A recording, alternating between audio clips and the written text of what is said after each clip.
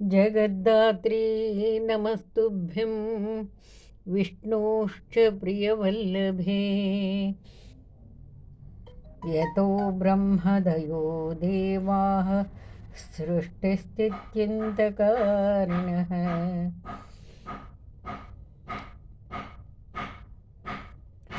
नमस्तुलसी कल्याणी नमो विष्णुप्रिये शुभे नमो मोक्षप्रदे देवी नमः सम्पत्प्रदायिनी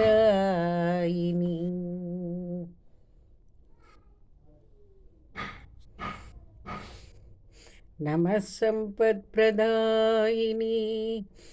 तुलसी पातु नमस्तु तुलसी पातु मां नित्यं सर्वपद्योऽपि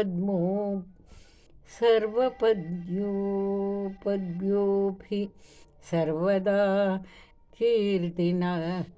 कीर्तितापि स्मृता वापि पवित्रयति मानवम् नमामि शिरसा देवीं तुलसीं वलसत् तनुं यां दृष्ट्वा पापिनो मर्त्या मुच्यन्ते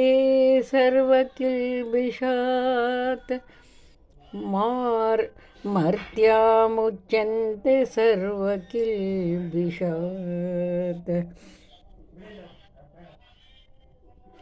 तुलस्या रक्षितं सर्वं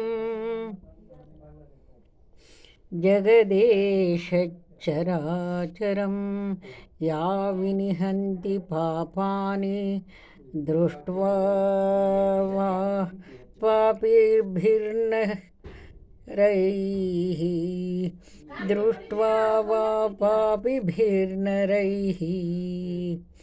नमस्तुलस्यति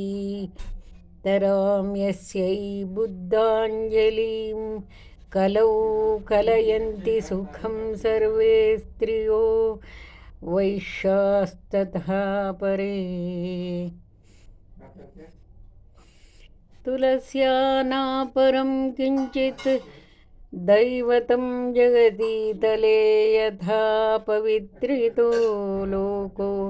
विष्णुसङ्गेन वैष्णवः तुलस्याः पल्लवं विष्णोः शिरस्यारोहितं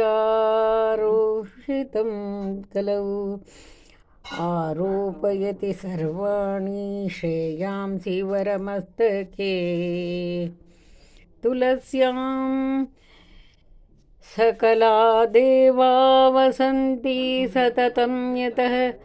अतः ताम् अर्चयेल्लोके सर्वान् देवान्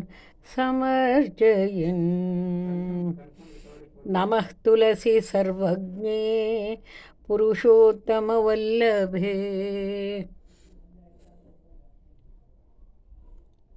पाहि मां सर्वपापेभ्यः सर्वसम्पत्प्रदायिके इति स्तोत्रं पुरा गीतं पुण्डरीकेण धीमता विष्णुम् अर्चयता नित्यं शोभनैः तुलसीदलैः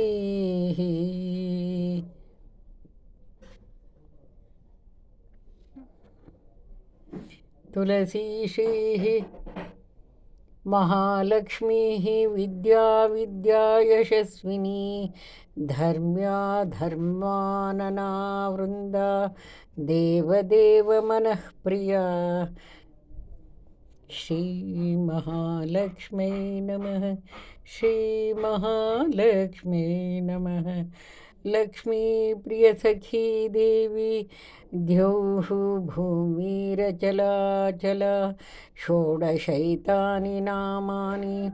तुलस्याः कीर्तयेन्नरः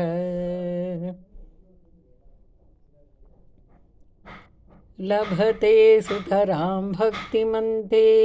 विष्णुपदं लभते तुलसी भूर्महालक्ष्मीः पद्मिनी श्रीहरिप्रिया किञ्चित् श्रद्धा भक्ति तुलसी देवी समर्पणं पुष्पाञ्जलिः।